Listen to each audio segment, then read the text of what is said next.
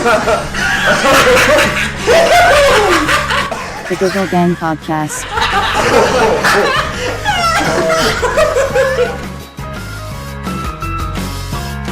Done any gigs for Ben Watkins? Voodoo comedy, man. That's it. I believe that's happening tonight, actually. It is. It's in competition with Giggle Gang. It is.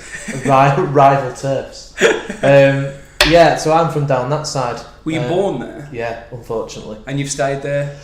I lived in Salford for a bit when I was studying. That was back in 2006. Mm-hmm. I was in Salford for a year doing performing arts, living the dream. How did that go, Tom? Quit after a year. Really? Why did you quit? Well, what it was, right, this is going to sound really arrogant, but it's the truth. Right? Okay. So I need to be fucking say it, mate. No one's censoring you in this room. It's going to sound really arrogant. The acting side of things, performing, not a problem, no issue with that. But going to uni at 18, living on my own, do you know how to pay bills, Tom? No. Do you know how to cook for yourself? Nope. Do you want to go to Salford and live alone? Yeah, fine, sounds ace. So I had no money, no nothing, just ate rice with a bit of salt. Like that's how. That was the limits of my culinary skills, just adding salt. So I was just literally living on pasta and rice and salt. On the performing arts side, I was smashing my results. Have you done any academic work? No. And I remember sitting in a test and I didn't even understand the question. Because I thought, I don't need to know about Russian Revolution and theatre. I need to know about how like the Second World War influenced theatre. What's that got to do? I want jobs tomorrow. I want to be like an actor of tomorrow. I don't need to know history and about Aristotle's Poetics. I don't need to know that. Yeah. So I'm not going to do you again, and I quit. You quit because the questions... Well, no, because I failed, really. Oh, right, okay. The academic, the acting side, smashed that. I thought you rocked up to the exam and you thought, these questions are bullshit, I'm not doing this, and just fucking... threw the papers on. Dramatically, though, you threw them dramatically, obviously. Had a bit of pizzazz. Yeah, and jazz hands my way out. No, but I quit that after a year, and that was that. But whilst I was there, I thought I'll tell you my first story of stand-up, because I actually started stand-up in 2007. Okay. And I had one gig.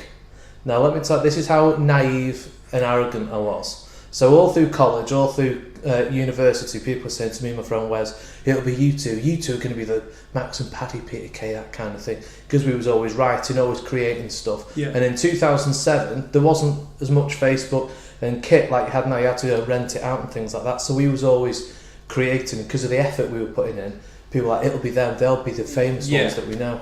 And we went to the Comedy Store one night. Right now, all I knew of stand-up comedy was through like DVDs and things like that, watching stuff, and not seeing much live grassroots comedy, if that's fair to say. Yeah. Certainly not seeing any of the stuff that was going on. And we saw one guy who was a bit avant-garde for my ignorance.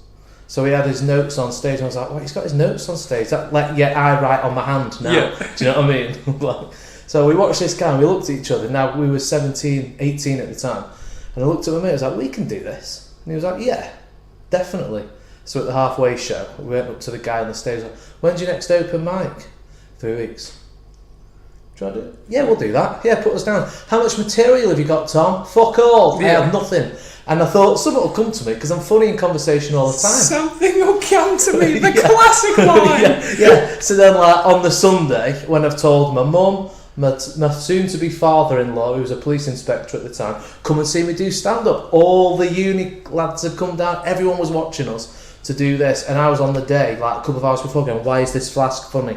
What is it? What observation have I got about this that's funny? I was scurrying around for anything. And I scurried around for 5 minutes that I'd never even tested. And I'm going to do it at the Comedy Store.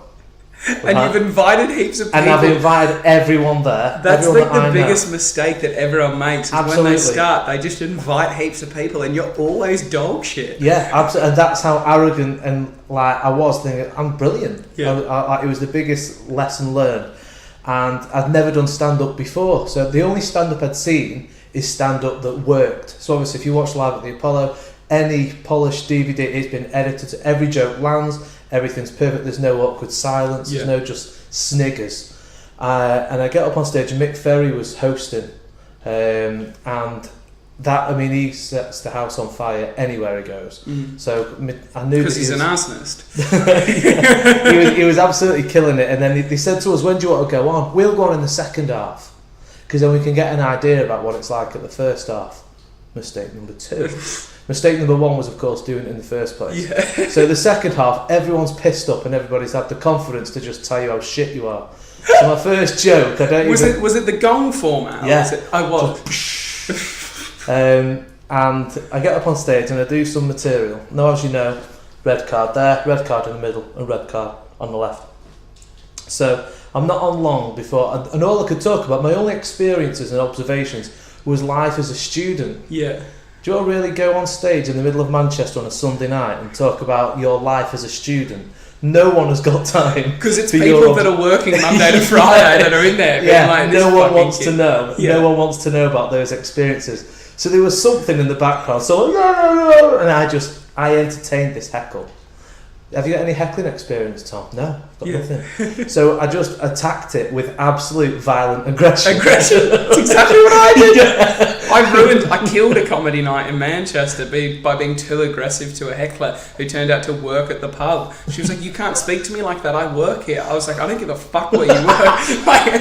It all kicked off, and then the next week it's like, "Unfortunately, we will not be continuing the night." I was like, I think there's one person that's responsible for that. So apologies Tuesday, Tony. We managed to revive your gig. Don't worry about it. It's fine. So I've attacked this. I can't remember what I said. Yeah. All I know, it was violent and like really hostile. So then everybody I managed to turn the whole room against me in an instant because the whole room's engaged enough to shout back. And everyone's having a go. So this card's gone up. This card's gone up. Mistake number 3, my mum has the card. Right? So she won't put it up. Yeah, it was absolutely... Have you heard of Sophie's Choice? No. Do you know what Sophie's Choice is? I don't know if it's a real story, but they say Sophie's Choice, it was a woman in the Second World War, I think, and the Nazis were going to take one of her 2 children, and she had to choose. Right? So that's what they call Sophie's Choice, because it's horrible. What did she choose? I don't know. Oh, right, okay. Either it's a shitty position there's to no be right in. answer. Yeah, okay. Everyone just go, if there's ever a difficult decision, they go, fucking that's like Sophie's Choice. Okay. So my mum was either, do I let my son continue in this turmoil of just being... I tried to even carry on, that's the thing. I even tried to carry on. Went back to material. Yeah, despite the fact that no one was engaged at all. Because they're like, this guy here, if we say something, we'll get a reaction out of him. Yeah, absolutely. Yeah. So at this point now, everyone's going, where the fuck is that? Where's that red card? Who's got the red card? So no one's angry at me anymore. They want my mum's head on a stick. So the only laugh thought, do you know what, this isn't working. The Jeffrey family's really on the chopping block at the comedy store. I was like, do you know what, this isn't working. I put the mic stand back and I was like, hold the card up, mum. And it was just like, way! And it was 3.5 minutes of hell. Hold the card up, mum. So they knew you'd rigged it. But I didn't even mean to rig it. Because I wasn't even sat with my mum during it. I was like, I'm not going to sit with my mum during it. I'll sit over here with my mate so I can focus. And then when I saw my mum have the card up, at first I was like, well, that'll be handy. So the way that you retell this story, does your mum retell it the same way, or is she more proud or ashamed? I think it's that mother's thing, like, oh well, never mind, try again. There's always next time. My girlfriend was with me at the time, who's now my wife and the mother of our 2 children. That's well, good. First child. Good that she didn't leave you. No, she didn't leave me. My father, her dad, who's now my father-in-law, turned to me at the end of the night and said, I can tell you that was awful. It was painful to watch. However, I could never do that. So you've earned my respect. So whilst I had no respect from the 500 people that were probably there was one person's respect who I did earn, and that was quite important. That was important. Yeah. Did you do the traditional ask for your daughter's hand in marriage? Did you do that? Absolutely, Jazz? Yeah. How did that conversation go? It was really awkward because he was going to Afghanistan at the time. Okay. So it was a bit of a scary time. I asked him a few years before I asked my wife.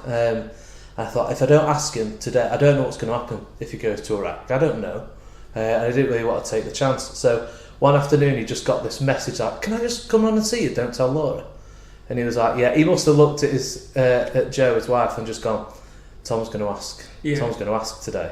So then I went round and my wife was like, oh, I'll come with you. And I was like, can you...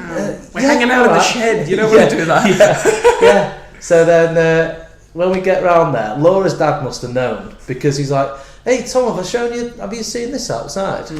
So I was like, oh, hang on, I'll come and have a So look she at you. came with you? She came with me. So she was talking to a mum in the kitchen. Her dad draws me out. He says, what did you ask me? And now, because he took control of the situation, there was no air in my lungs. I was like, well, I was just thinking, like, maybe like, you know, I was just, well, you know, I've been with Laura for, you know, like, a long time and everything, and I was just, you know, I don't know, like, you know, and I couldn't look at him. I couldn't, like, and as a police inspector, he knows, like, you know, all this stuff that's going on. He can obviously read my body language. How old are you at this point?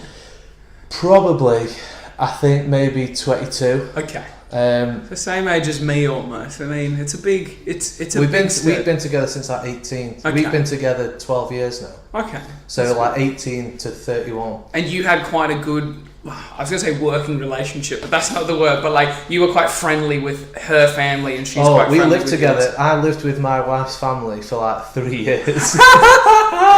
We decided, because I'll quit uni, Okay. I quit doing performing arts, and then me and my wife moved in together and we did the whole family thing. But the jobs I had at the time I didn't really like. It's not a it's going to sound like a judgment, but I don't mean it to be. But the jobs I had weren't good for me because my skills were elsewhere. So working in a call centre, it was great for me because I can speak a lot and I can be confident, but I'm not cutthroat enough to do sales, for instance. Yeah. I can't close. Yeah. I mean, it takes me 20 minutes to leave my friends because, all right, mate, see you in a bit. I just can't go, right, I'm going. This ends. So I know people like that. Yeah, I don't like them. Yeah, it takes cheers. We'll still be here at midnight. Just let me go, mate. Yeah. It's alright, I'm in control of this, don't worry. That's fine. So I can't close on these things, and because it's too awkward, it's too cringe. Yeah. So I just thought my wife was going to go and do a nurse training. So there was a good opportunity. I'll go back to uni as well. But we couldn't afford the house we lived in, so her mum and dad were kind enough to go, you can come and live with us if you want. And I was like, well, on the grand scheme of things, the most utilitarian option was to go and live with them. That's the greater good for the greater number of people, because I'll be able to save money and do my degree. And they said to me, I did my psychology degree. Everybody's like, you're doing psychology? That's a science. That you know that's a science, don't you? Were you not that bright? No. Okay. I think what it was, school. Here's the thing: school didn't fit with me. You're supposed to fit a criteria of what school actually is. So when I was growing up, Tom, you're a smart ass. Oh, he's a smart Alec. Get to uni and they go, God, aren't you analytical? And I was like, it took me till 23 to think I was an idiot.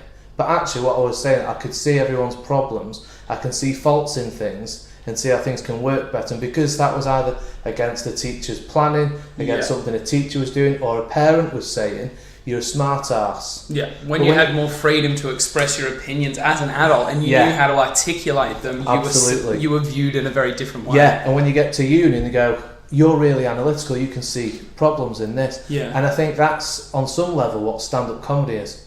You take this idea or this norm that we all have and go, isn't that funny that we all do this one thing or find a problem with something? And half the time, comedy comes out of a problem. Like, we're all parents, but now I've become a parent. A lot of my material so far, it sounds quite obvious, but some of the stuff is about my experience of being a parent. So whilst the subject isn't necessarily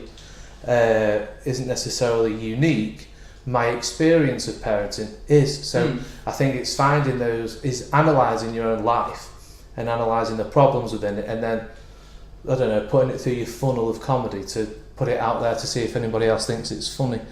So, what was I saying? Analytical, going back to uni, to do psychology. So, because I've done the performing arts thing, people going, you don't do, this is a science, you need to be careful. And my wife's... Why do you need to be careful? Well, because I was going to make this another investment in my education. Okay. And you'd already dropped out once, so the writing was on the wall. It seemed as though performing arts was easy and he couldn't complete that. Now he's doing something that requires that he's intelligence. Never done. Yeah. I didn't even do anything psychology related at school. And so then I go to do this degree, but that kind of opened it up because someone was going, actually, you're quite good at this, you're analytical, you've got these skills that I didn't think were skills. I just thought they helped me fool about, because that's how I used my analytical ability, was just to poke fun in things and ridicule people. Right. I'd never used it as an actual skill to critique something.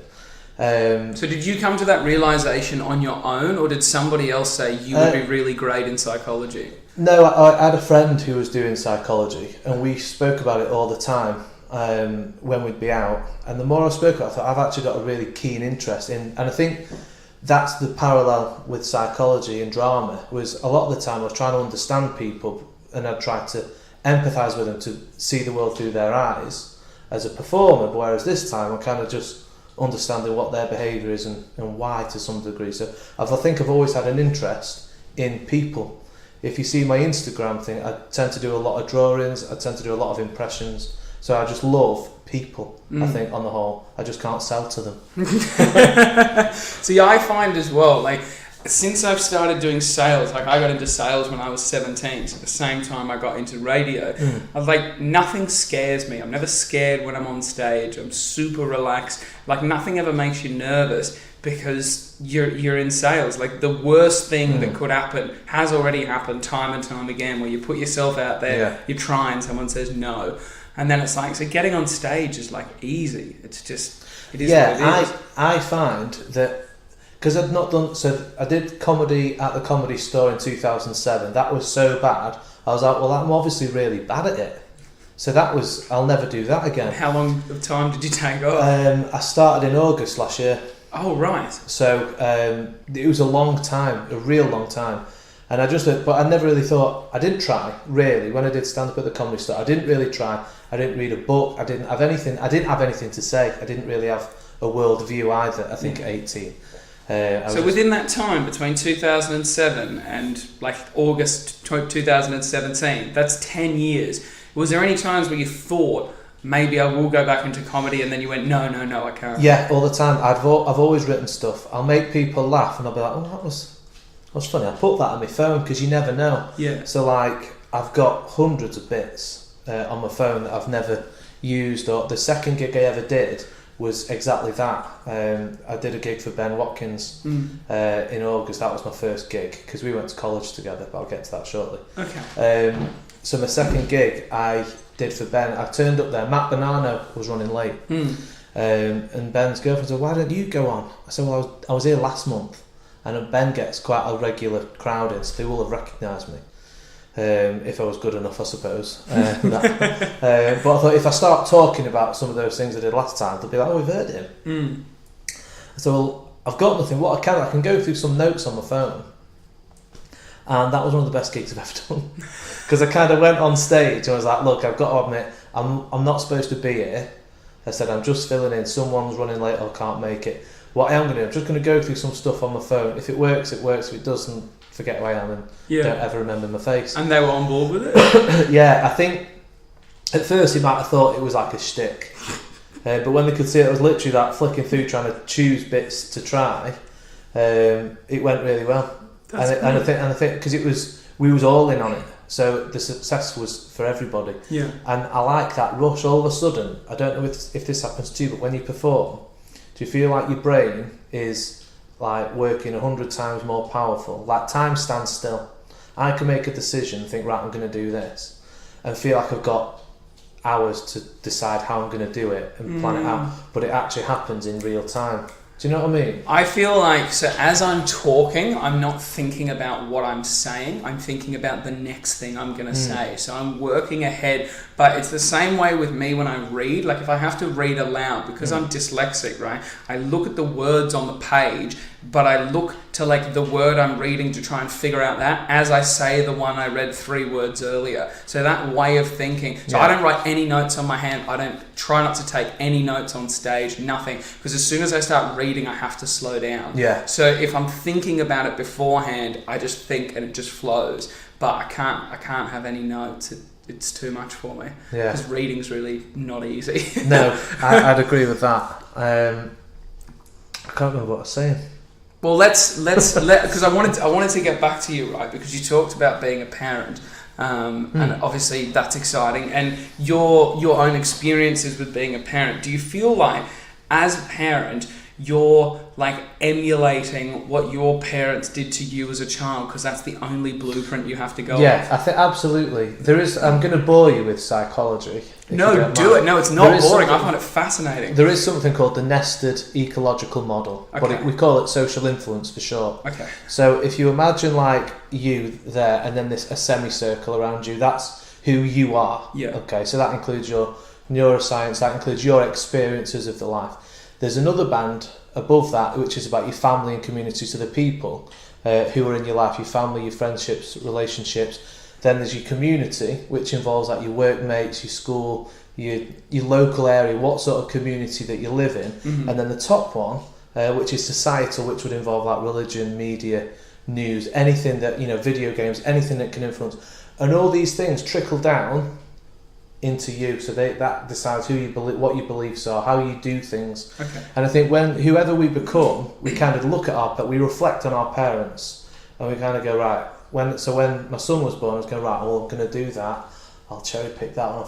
I am not absolutely doing that. Yeah. So I kind of cherry pick a lot of the things, and I do that consciously. But then there's things that I'll do, and I'll go, shit, I'm my mum. Yep. Ah! I am absolutely like. See, I didn't even have kids, but I'm already having these like thoughts. Like I was thinking the other day, like how much I appreciated my dad and what he did, and just got no fucking thanks. Like zero. Like there was one night where I was a very gluttonous child, right? I would just eat just because it was fun. Yeah. And then I'd just be sick everywhere, right? Just absolute nightmare. Like how frustrating would it be if you're telling your kid, stop eating. Yeah. He's eating behind your back and then he's just chucking up all over your possessions, right? So there was this one night I'd eaten something that was bad, and obviously I'd gotten food poisoning or what have you. Yeah. And every 45 minutes to an hour, I'd just wake up, and at first there was stuff coming out. By the end of it, it was just nothing. It was just like whatever the lining of my stomach was. And every time my dad literally slept with the door open, he'd hear me start throwing up, and he'd come out, rub my back, change my bucket, give me a fresh thing of water. And he did that all night. Then the next day, we had to get up and like drive somewhere else. So he's had literally no sleep, because I was pretty buggered the next day, because I was the one up being sick. But then think about it for him. I'd be sick. I'm like, oh, I'm out of energy. Boom, kids go back to sleep. He's literally in there being like, my son's chucking up in the lounge room. Yeah. I'm not like benefiting him in any way for the next day, but no complaints, no nothing. No, you kept me up last night. Just keep trucking on. Quite a stoic kind of father. Like, and I was speaking to my mum the other day, and my girlfriend was here, and I said to my mum, I said, how would you describe dad to my girlfriend who's never met my dad? And she said, stable, responsible, loyal, and steadfast. And I was like, and boring. Like that was like the final thing. But I was like, that is exactly what you need from a husband and a father, is this stable figure that will just get in, get things done, solve problems, move on. I'm the antithesis of that. I'm the opposite of that. I'm like George Costanza from Seinfeld. So any problem, I'm like, oh my God, we've not done it. How do we do that? My wife's like, done it. I'm like, oh, thank God. So your wife's that like, she's in control. My father-in-law's advice was just do as you're told. Yeah. Do as you're told. And to a large degree, it's very beneficial, because she said that hashtag real life. I have to call our car to put it in for a service. That you're getting all the hot goss on the Giggle Gang podcast. Tom Jeffery's got to service his car, right? And every time my wife will say, "Don't forget, you need," I'm like, "Yeah, I know. I need to service the car." She said that to me Wednesday, and I'm telling you on Sunday, I need to service the car. So that's been like 5 days. Are you just forgetting, or what? Yeah, because partly I'm like thinking ahead what I'm going to talk about with Matty, what I'm going to talk, and that will just go round. I've got loads of ideas, and I think I live in my head. I think that's the problem. I just live in my head. Cam is nodding over there, because that is Cam, 100%, mate. Cam lives in his own head, whereas I don't. It's just something, like I have an impulse to do something, and then I'm doing it. Like, it just needs to happen. I don't think about what I'm doing. Well, yesterday, me and my dad put some shelves up in the garage. Okay. Now, you would have thought that I was, like, the ultra man. Right, I went into the house, like my wife made me some lunch, and I was like, I deserve this. I've worked really hard. I worked really hard. I put some shelves up. The secret is, I just kind of watched my dad, and then just like, in this one, should I put that there? Yeah, just put that. Yeah, sound. And what about this one? Same again. Sweet. My dad's really handy as well, and I don't know where he learnt it from, because he tried to teach me, but I had no interest. And my justification was, why do I need to know how to do these things if you'll just do them for me? Exactly.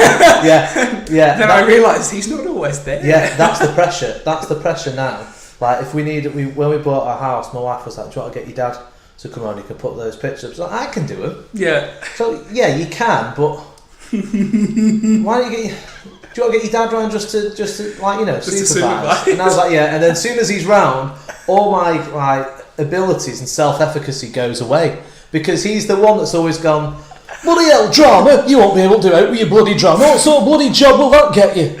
And then when I do psychology, you can't do bloody psychology, you done bloody drama, what do you want to do bloody psychology for? So now I'm going, can I borrow your drill? I want to put some holes in my wall. And he's like, you can't do that, I'll bloody come round and do it for you. And then he's the first one to say, you need bloody start growing up. Well, fucking let me then. Let me just go with something, rather than just shooting me down at the first hurdle. Let me just fuck up, Dad. Let me make some mistakes. Yeah, let me fuck up on my own, and like, at least then I can meet your expectations. I need to disappoint myself before I can meet your expectations, you know.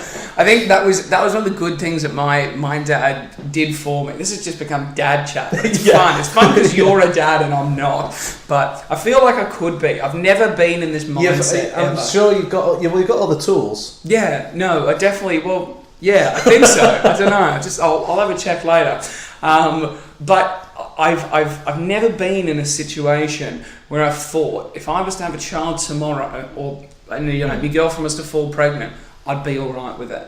Like, I know myself enough, I know what I can offer, and I'm like comfortable with where I'm at. I've never ever been like that, ever. I don't think you ever are, because I was driving to work one morning and my wife called me, and this is like 6 months. We got married in the June.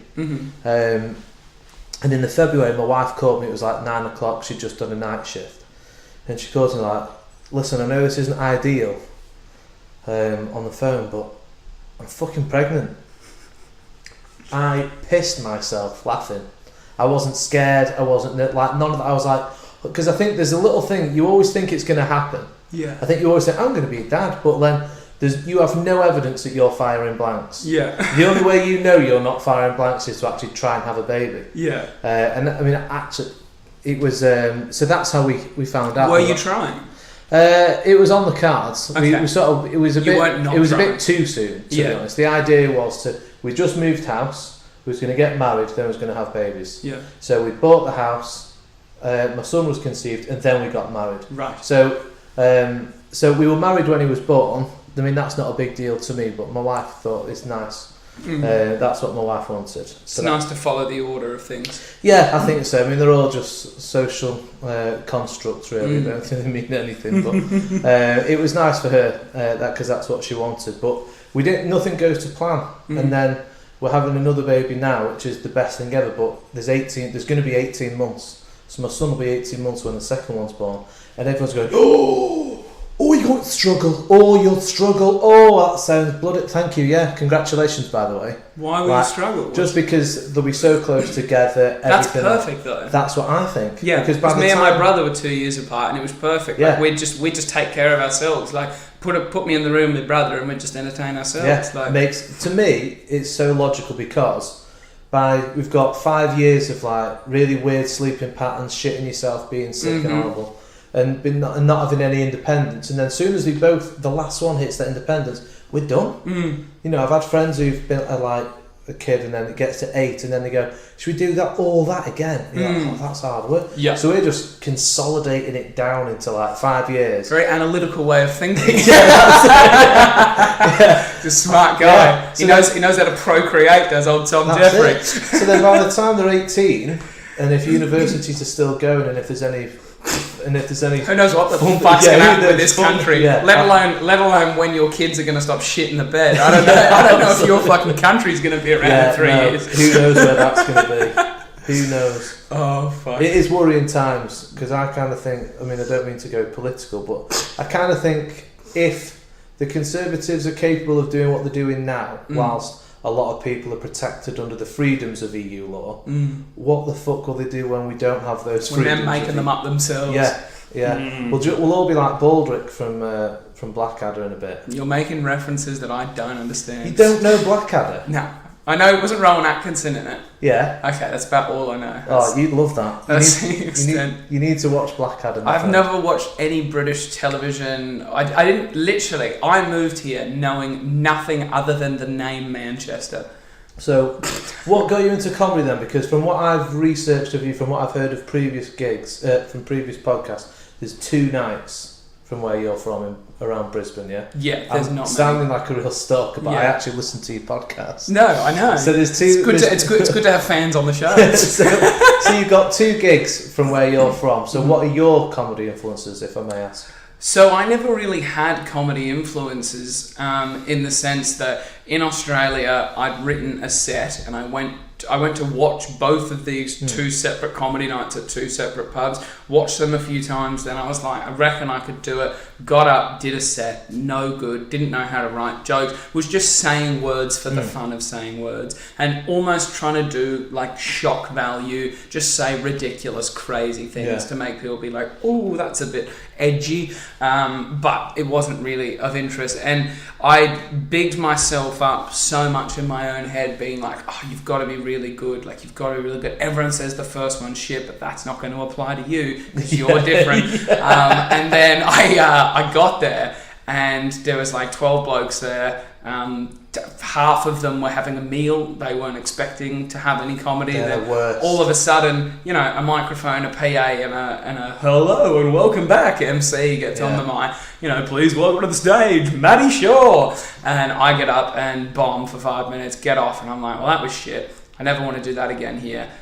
So I'll just wait till I get to England. And I already booked my tickets to England. So while me and Cam, we travelled through Asia, we also travelled through all of the UK, went to Ireland and that. So while that was happening, I was writing a lot of things. And out of this year, not only did I write material, but I wrote a list of goals that I wanted to achieve this year. So it was like physical goals in terms of weight loss and fitness, career goals, and then like friendship, connection goals. And then comedy just came in as one of those, being like, I want to get a network of friends that are funny. Comedy sounds like fun. And I'd set all these, you know, timelined goals out for myself and have went and gone and achieved them all, which is fun. But it just, I feel like writing down goals is, I used to think it was so wank. Like, I used to live with this girl called Emily, and she had her own business. She, like, was just so independent. She was a bodybuilder. She ate really well. She had like a really happy, like healthy relationship. Like everything in her life was great. And she didn't have to front or do anything to try and like put out this magical image because her life was going quite well. And she'd literally have like a vision board in her room and she'd stick photos up of things that she wanted and then steps on how she's going to get there and write it all out, time it, and she'd just go out and achieve it. And I was like, that's so lame. Like, who takes the effort to put a vision board in their room? Like, what a tosser. And then after I saw her like do it, like she'd say she'd do something, she'd figure out the plan, and then she'd just go and do it. I'm like, how does she do this? And I'm like, well, she writes out the instructions, and then it's just like building IKEA furniture. You just follow the instructions, and you just do what you said that you were going to do. I think half the time, the only level we tend to get is, I'm going to do this. And I think the moment you say that, you've fucked it. Because you set the expectation now isn't upon you. You actually now you've got to do it for them. So like when I've done also, like when I got back into comedy, I was like, I'm going to do this, I want to do that, and I was like, if I'm saying this, like, because I've still not done Hot Water yet. That was one of my goals for this year, and I haven't done it. It's been difficult to get gigs around parent care because my wife's a nurse, so she works different shifts. So getting a gig is hard enough as it is. But then if I get a gig, and that, as it happens, my wife's shift is on that night, I've then got to cancel. So then that's your professional reputation down the swami. So it's very difficult to get gigs. And the moment I told someone, I said to my cousin, I'm going to do Hot Water, he's like, sweet. And then he sent me a message the other day saying, have you done Hot Water yet? And you're like, no, I haven't. Hashtag fail. you know, and you thought, oh, wow, I think we've got this. The idea easy that we thing as share well. things all the time. The easy thing as well is it's one thing to say you're going to do something, but when you put a timeline on what you're going to do, if you don't set that timeline, like nobody else knows what's in my list of goals. I think I shared it with about 4 other people, close friends from back in Australia, and some of them did the same. They sent their goals to me, and I was like, let's hold each other accountable. Let's ring each other and just see where we're up to. Yeah. And out of that group of 4, there's only one guy that I still speak to like once a month, and I just go, what's happening in your life, mate? How are these things going? And I've got all his shit written down, what he's supposed to be doing. I'm like, so what are you doing? That's a really good idea, though. It is, but it's also like, I feel like, we used to live in Brisbane together, then he moved to Melbourne and I moved to Manchester. So even if I was in Australia, we were still going to be apart. And we were just blokes at work together. We weren't like bestie mates for ages. But he was just a like-minded guy and we could just talk about whatever. And it was all fine. Like I talked to him about issues in my relationship, physical fitness problems. We'd train together. We'd do all sorts of things. And since I've been over here, just chatting to him for an hour, once a month, just see what he's doing. And it's always exciting because I know that I've got to keep doing stuff. So when he rings me and goes, what's been going on? I can say, I've done this, this, and this. Look at that list of goals. I've ticked off this one, this one, this one. So I like that. It just makes it easier. Maybe give me a reason to speak to the friends I've actually got. Yeah. Because I'm a shit friend. How can you be a shit friend? Because consciously. Yeah, because I forget. Like I said, I live in my own head, so half the time I'm just thinking of things that I need to do, and just have. I will stress because I've got too many books to read. What? But are you purchasing the books for yourself? Yeah, I purchased too many books. This is how many books I've got. Let me tell you how many books I've got. When I buy a new book or go to the charity shop and get a book, bringing that book home, I may as well as bring another woman into the house. Because I've got to open the door and be like, is she in? Is she in? All right, go upstairs, up the fucking stairs. Where do you put the books? I put them on my bookshelf, but I just rearrange them around so she can't tell. But hang on, how many books is it going to take until she goes, there's a fuckload more books on there? That's why your dad was over installing the new shelving. It's all the fucking books. It's creating a fucking library down in Macclesfield. There's never too many books, and the thing is I can't part with them either. Oh no. So I like to, because the thing is with a book, it's a challenge when you buy it, and it's a trophy when you've finished with it. So I've read that.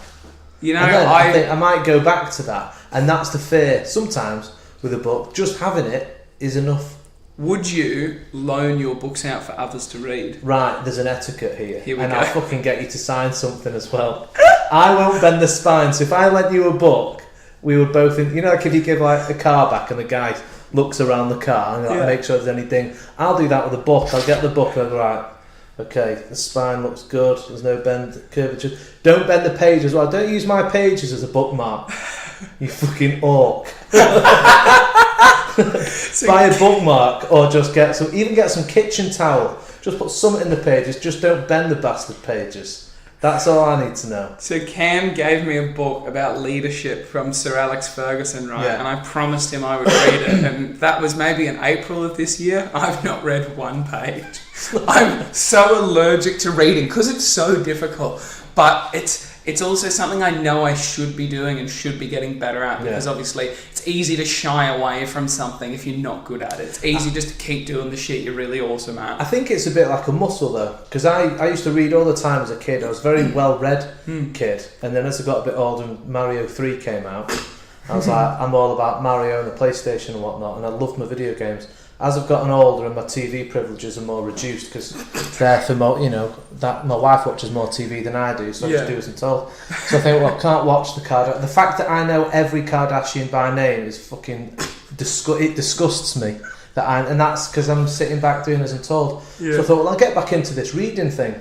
And it took me ages to read a book. And I think the more I read, the better I got, and the easier it got to just kind of smash through a book. So how long would it take you to read a book, typically? It depends what it is, because I tend to go to a fiction, to a non-fiction, to a fiction, to a non-fiction. You're so formulaic in the way that you do it as well. I'm reading a book at the minute by it's about justice. It's a philosophical book. Okay. I love philosophy, which is interesting because when I was doing performing arts at Salford, I fucking hated philosophy, didn't see the relevance, and now that's one of the biggest things I'm into is philosophy. So it's a book about morality and ethics. Interesting. And which I'm trying to apply as a theme in a lot of my stand-up. Right. because I don't like doing. Me personally, I like to try and tell a whole story, but it might sound a bit up my own arse, but I like how Stuart Lee kind of has something that runs all the way through like a thread. Yeah. So whatever he talks about, on some level, it's going to be relevant, or it certainly gives the illusion of being relevant. And a lot of the stuff I talk about is trying to be a better person. So what is the right or wrong thing to do? What is, and I think that we're all asking ourselves that question the whole time. Everything you do is because you think it's either the right thing to do or the wrong thing to do. Something about your beliefs, your upbringing. So if you go to that social influence theory, everything about that tells you that it's the right or wrong thing to do. If you take that approach where you stand up, there's always going to be material there because you could have done that, but you did this. And then just analysing that, whatever, if you went through that theory, there's always going to be comedy in that. So I'll give you an example, and it's also one of the worst gigs I ever had, and it's a true story. So I'm at the co-op, I'm going to my grandma's funeral. That's not the joke. Okay. But it's a shit hot premise. Okay. So I'm getting some cash out of the cash machine, and as I'm on my way there, I see this car driving to the parent and child parking spot, the parking spot that's designated for the parent and the child. A guy gets out, perfectly fine. So I'm thinking, there's a moral injustice there. I look in the car, because I don't want to be an arsehole. I need to make sure I've got all my ducks lined up before I'm going to challenge him. Yeah. Because that's what, if we want to live in just civil society, we need to hold people to account for when they break the rules. Otherwise, we'll be one thing off and we'll all be throwing our shit at the wall. So I thought he needs to be challenged. So I challenged him in the way I knew how. So I sort of looked at the parent and child logo on the floor, and I looked at him.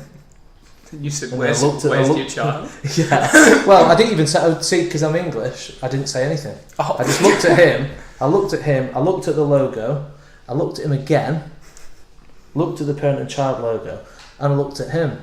Now, this guy was perfectly fine. He had work gear on, and there was nothing in his car to suggest he had a child. So as I'm walking off, he said, "Have you got a problem, mate?" Now, usually I wouldn't have said anything.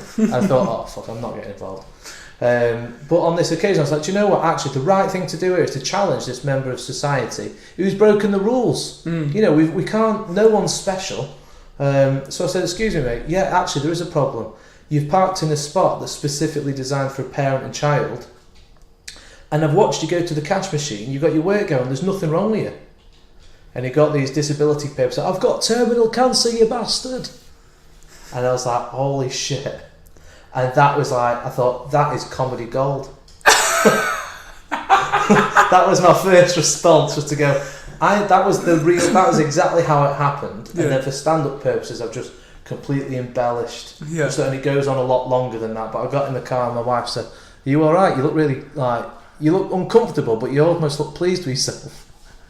And I was like, I've just had a Larry David moment. I was like, I've just got this story for the rest of my life. Whatever I do with it, my intent. But so he did legitimately have terminal cancer. The way he waved these disability papers to show that he has like a disability badge were there. But I suppose that some people, if you're a stickler for the rules, would say, well, that doesn't qualify for the parent and child. You've got to go to the disabled. But at the time, I was just like, yeah, mate, just do what you want. Weren't expecting him. Yeah, absolutely. But the idea was, I was trying to be a good citizen, trying to hold someone to it, and I got it wrong. And I think a lot of the time that is comedy, isn't it? We're trying to do the right thing, it goes wrong and it blows up in our face. It's pretty much the premise for a lot of the Ricky Gervais stuff. If you look at The Office, either the US or the UK, he's doing the best thing for the best intention, and it always comes and it's shit on you. And that was that incident, which I think why I get away with it, because I'm not trying to poke fun at the man, I'm just wrong. Yeah. And I think that's why that works. Does your wife hate arguing with you? No, because no, I don't think so. We don't argue very much because I just do as I'm told.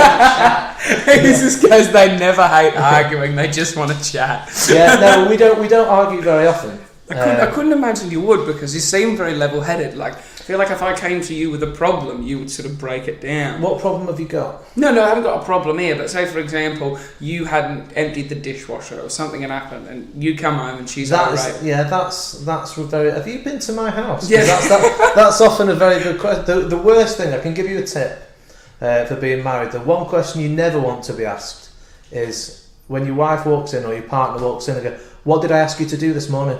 And you have no idea. Yeah, and you have no idea. Now, I think my wife just does that to fuck with me. Because she might not have asked you to do anything, because then but you can't fucking remember. There's a bloke in my head just scurrying through all ideas. Where is it? What's she looking for? Where's that fuck? The fuck did she ask me to do? And I'm just trying to play it cool. And I'm like, it'll be done. She's like, that's not answering the question. What did I ask you to do? I'm not bothered whether it's done or not. What did I ask you? And I'm like, why is it that we can't flip the script on them? Like, if you said that to her, what would her response be? Can you try and get back to me? Just come home and just be like, what did I ask you to do? Yeah. And just see what happens. I'm just I think there'd be some righteous indignation on that. Just they'd be like, oh well, never mind, it'll get done. It'll still be so, well, you never do it. So, just complete transference. They're so clever. Yeah. Where did they learn all these tricks? I don't know. I don't know if we can. I don't know if we can generalise. No, but we can, because there's 3 blokes in this room. We all have the exact same problem. I don't know, but I've got a very proactive wife. You see, so I think that's because she's so proactive. I think that's why I'm so lazy.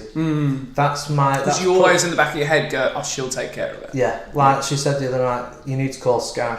So I looked at it. I was like, oh, it's just. I'll just do it tomorrow. Literally, half an hour later, the problem was done. She'd done it, and I don't do it on purpose. Does it wind her up to have to do that? Or I think so. I think she's looking for someone who's a bit more hands-on.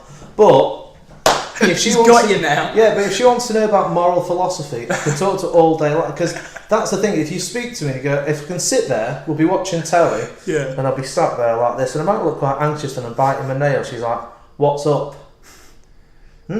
What's up?" Nothing. No, go on, tell me, what's up? No, you don't want no. It's like, what's up? Right, okay, here's the thing. I've been reading today, is there such a thing as moral truth? What? I told you, you don't want to know. Well, no, you may as well finish now. Well, moral truth is the moral truth. Anything's, what do you mean? So, there's got to be, is there anything that's universally moral? Because there's some cultures that don't accept a certain practice that other people go, that are really angry about. So there's certain things that we wouldn't do in our culture, but other cultures accept as the norm. So therefore, because someone accepts it, it's not a moral truth. So like marrying a 12-year-old. Okay. Yeah, we could say that's morally reprehensible or morally incorrect. But there are other cultures that do those things. So therefore, because there's a culture that does it, it's not a moral truth. So is there a moral truth? I don't think so. I don't think so. Depends on how knowledgeable you are about. Unless there's a moral truth about bringers. That could be spot on. Yeah, I think that might be the only moral truth. If you run a bringer gig, go fuck yourself and turn this podcast off right now. And I don't give a flying fuck who that offends, alright? I'm famous for never backtracking on a statement. Fuck yourself. I'm just done with it, mate. Done with bringer gigs. You don't get many of them in Manchester, but it's a disgraceful thing to have to do. So what is the plan for your comedy career now? Because I feel like you're in it, but you're only in it to the extent where your career, your family, and whatever will allow you to be. Yeah, that's the thing. I think one of the reasons why I'm in it now. Ben Watkins, who you've had on here previously, me and him went to college years ago. And we sort of went our separate ways, lived our lives. And then a couple of years ago, I saw a video of him doing stand-up. I was like, no way. Ben was, I hope you don't mind me saying, he was pretty quiet, Ben was. Really? Yeah, I got on with him really well at Ben college. was quiet? Maybe, well, we wasn't as close as we are now. He's the loudest person I know. He's literally got the best laugh in comedy. That laugh, if I'm doing a Ben Watkins gig and I get that laugh, that's all that matters. Yeah. That's that seal of approval. Yeah. That was an alright gig because I got that laugh out of Ben. And I saw this video that he did stand up, and I sent him a message saying, "Can I give you a ring?" Yeah. I don't want to talk. And we spoke about comedy for ages. So I went to watch his gig, and when I was watching it, some of the people on there, I was like, "Do you know? I'm really feeling this. I really want to do this." I mean, there were some people that I watched who was like, "Holy shit, they put me off doing it." And there were some people who thought, "Do you know what? Without sounding arrogant, there are some people I've seen who have gone, I can do this." You know. So one night in August, I went and did the gig, and that was that. And that was 2 months before my son was born. So what is essential in comedy is timing, and my timing to get into comedy was fucking awful. Terrible, man. So the plan with comedy is I think I'm just gonna have to keep getting what I can get. I mean, one of the things that I'd love to be part of that you don't really get where I live. I'm out of Manchester, so you see all the people that there's a real network, a real club, and I'm not saying that in contempt of it because I'm not in it, but I'd love to be part of that. But that's You're talking about our Manchester scene. Would you consider me a part of it? Yeah, oh, absolutely. Right, Because I see the same names and I see that I'm friends with everybody in it. Yeah. Because you're friends with, that's just good networking. But I'm not in it. So I can't just go and think, do you know what? I see people might put a Facebook post and say, who's out and about in Manchester? I'm like, Bagsy, not me. I'm not doing it. And I can't do that if I want to. So I feel like I've maybe wasted my 20s, which is now in my 30s. I'm kind of going, no, I've got to do this now because I can't be saying at 40, I wasted my 20s and my 30s. Do you think there was an age, like what would you say was your most defining 12 months of age? Was it the year you decided to do psychology, or was there another point where you switched? Probably second year of uni. Which you were 24? Yeah, okay. I was 24 and I decided then what I was going to do. I was really into my psychology. I was getting shit up marks and I'd started really reading around science, like all different sorts of science in general. Really got into physics, reading a lot of Lawrence Krauss and particle physics especially, I think, and theoretical physics, even though I failed science and it was just something I've somehow got, but I've never got a GCSE in it. And I think I was starting to accept like an atheism, really, that was always there, but there's just a fear of, I'm scared of God. And then when I was looking more into science, I was like, do you know what, this is bollocks. And I met Richard Dawkins, I got into Richard Dawkins, I met Richard Dawkins, who doesn't really have a sense of humour in person. I just had a really, I have cringy experiences when I meet people. Me and Richard Dawkins had the same suit jacket on, and I went, that's a nice jacket, and he just looked at me, thank you very much. And I was like, everyone's going to tell him that The God Delusion was a brilliant book, so I thought, I'll switch it up, I'll give him something to remember me by, so I'm just a weird jacket guy.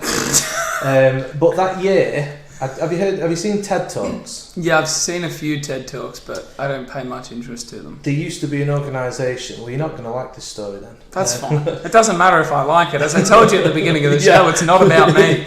There was a thing in Manchester called TEDx Salford, and I went to see that one afternoon with a friend of mine, and I looked over and I was like, I want to get involved in this.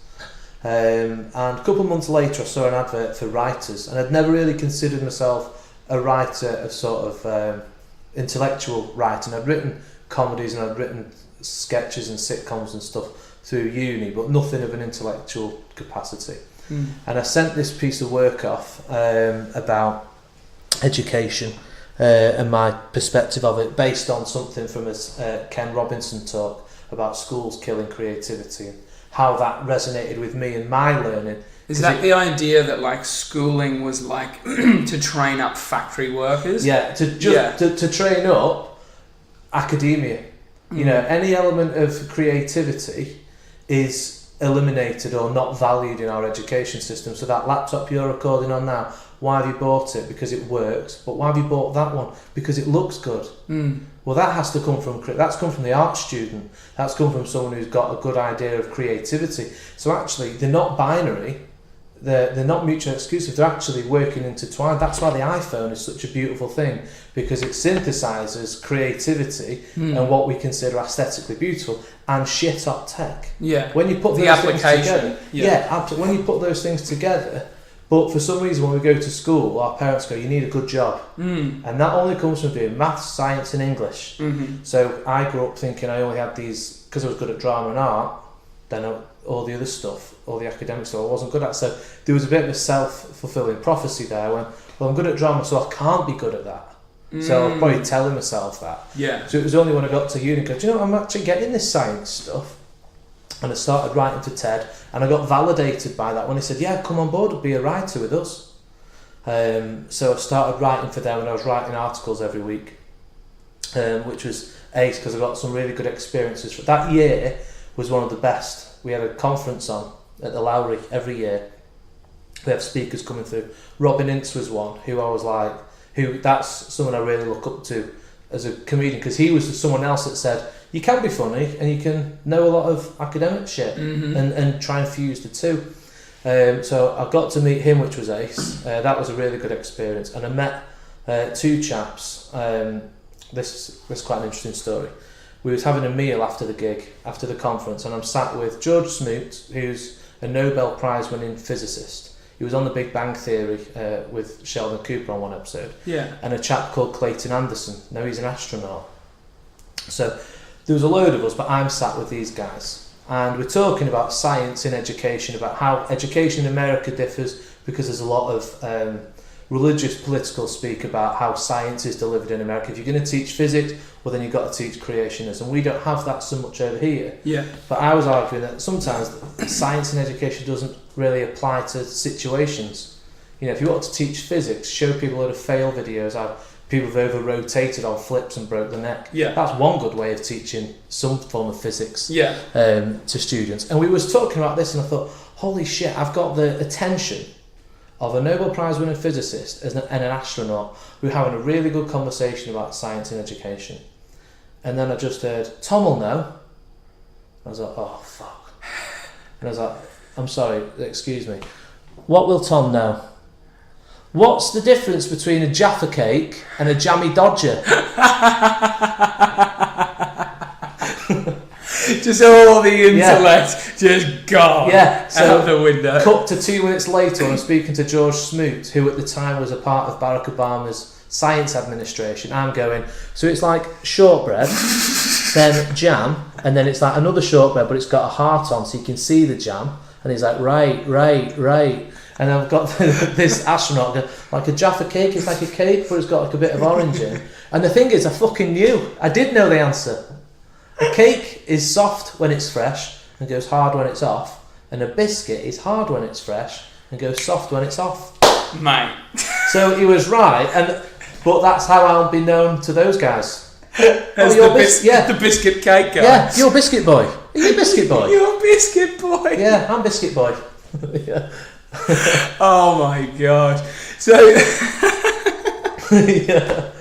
So how do you go about when you're trying to write your comedy? Because it seems like there's so much happening inside your brain and you have so much knowledge about things that may not apply to stand-up. How do you sit down and hone in on what's actually happening? Or do you just go to the phone? Sometimes it just comes when I'm in bed.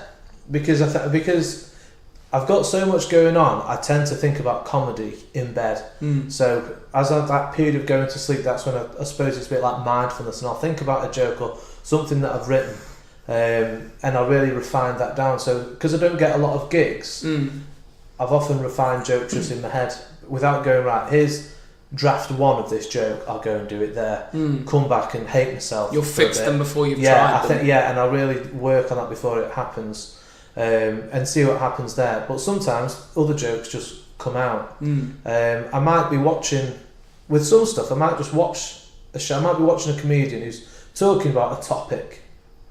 So if they talk about a topic, and now my brain's thinking, I'm watching this show, but in the background, if my brain's like a computer, I'm running this program of watching the show, but in the background now all my unsubconscious is going, well, what do we think about this subject? And then I'll just go, oh, that's an interesting thing.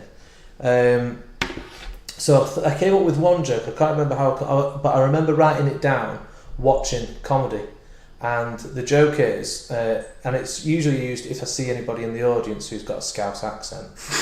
How can you see a Scouse accent? When you're watching a show and you listen to the MC, you just look at their teeth, mate. That's the way you pick out a Scouser, mate. So I thought if I've got anyone in the audience who I know is a Scouse, I can sort of draw that because I love accents. So I was in Rill and I tried this accent out. So there's someone in the audience like, do you know what? I absolutely love the Scouse accent.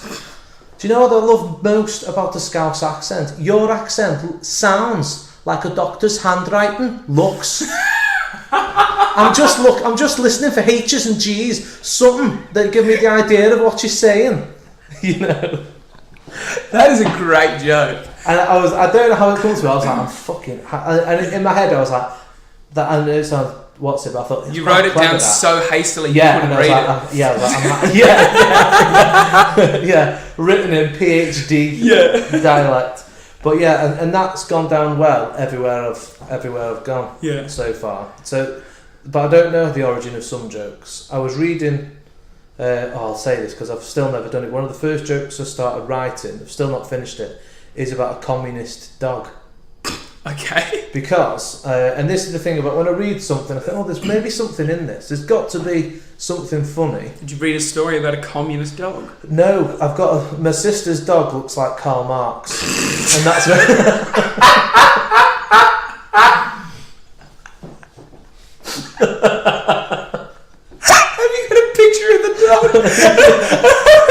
Maybe you can add this picture of Gizmo to. It's good.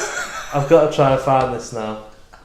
Right, I'll find it as we go. Oh my god! So I saw this picture. I was at my sister's house and I was like, "Oh my god, Gizmo looks like Karl Marx," and no one so my family didn't know who he was. Yeah. So when I didn't know who he was until my brother did an assessment on him, like a school assessment. Oh yeah.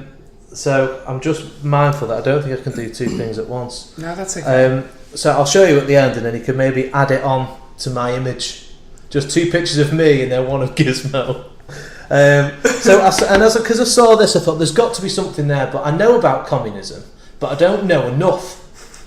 So I went back and I read the Communist Manifesto, but this time I read it from the perspective of a dog, right? Like you do.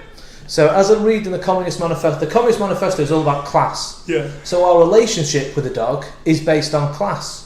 So we have something called the dog shelf. That means the floor. We're totally in control of the dog. So we are what Karl Marx would call the bourgeoisie. So we're the people, we're the lords. We've got everything that we need, and dogs have everything that they should have. But they only have what we give them. Yeah. So they're like the proletariat, if you like. So Karl Marx talks about casting off the chains. Dogs have the collars and things like that. So I thought there's a lot of things here, a lot of parables to class that I can put onto the dog. So, but it's so complex. I think it's not a 2-minute bit. It's not a joke that you could deliver at hot water. I know, and that's the thing, and that's another thing. Some of the things that I want to talk about, and it sounds. I don't mean to sound arrogant about it, but I think some of the things I want to talk about, I don't think would go in some, like when I was telling my mum, she's like, I just reminded myself what Karl Marx looks like. Yeah. I don't understand how a dog looks like Karl Marx. I need to see the dog. Right. I'll have to. I am sorry to cut you off, but we've now done over an hour. Have we really? Yeah. How are you going to cut that down? Well, I'm not going to cut it down. We'll just roll it towards the end. If people, do you post gigs on social media? Are you active? I'm on Instagram. Yeah. As I'm Tom Jeffery, but I'm the arse. It's Tom with an H because I'm an arsehole. Right. But isn't that how you spell your name? No, you'd say Tom, T-O-M, usually. Oh, right. Okay. But because I'm now like being creative. Yeah. You added one extra letter. Yeah, I'm adding the H. You are a wild man. I know. It's fucking avant-garde at best. Well, look, follow him on Instagram. I don't know who the next guest on the podcast is going to be, but how did you feel as a fan, someone who listens to the podcast, to be on it? Was it everything you expected and more? Yeah, it has been actually. It's quite weird to like see you at the same time as hearing your voice. Because usually, do you think I'm the same? Like, yeah, absolutely. I think you're the same. That's good. I don't know. Everything's been a bit. It's just nice to look at someone's face. Usually when I'm listening to, I'm on a bus. Yeah. So I'm just looking at the back of looking at the head. faces of inbred English people. Yeah. And you're coming from Macclesfield. So, yeah. I mean, it's a fucking shit show out there. Well, it's a special place. It's a special place. It holds a special place in your heart. Yeah. It's probably going to be the reason you get heart disease. Yeah. Well, there we are. I know I've got a pretty bad diet. As it is. Well, just sharpen it up, mate. I know. Well, I need to. I took some photos of you before that didn't look too. Yeah, I look like Winnie the Pooh. I think the thing is, being a dad, and this is the last thing, I need to lose weight because all I can see is like when my son's 5, I can just imagine him on sports day just running up to me like, Daddy, Daddy, Daddy, they're going to do a dad race. Please don't do it, for fuck's sake, Dad. Please don't do the dad race. Don't do the dad because I'm going to be last. So I can't be that guy just running down, looking, trying not to have a heart attack. When you did that face, you looked like Karl Marx the dog. We'll leave it on that high. Leave it on a laugh. Thanks so much for listening, and we'll catch you next time. Thank you, Tom. See you, mate.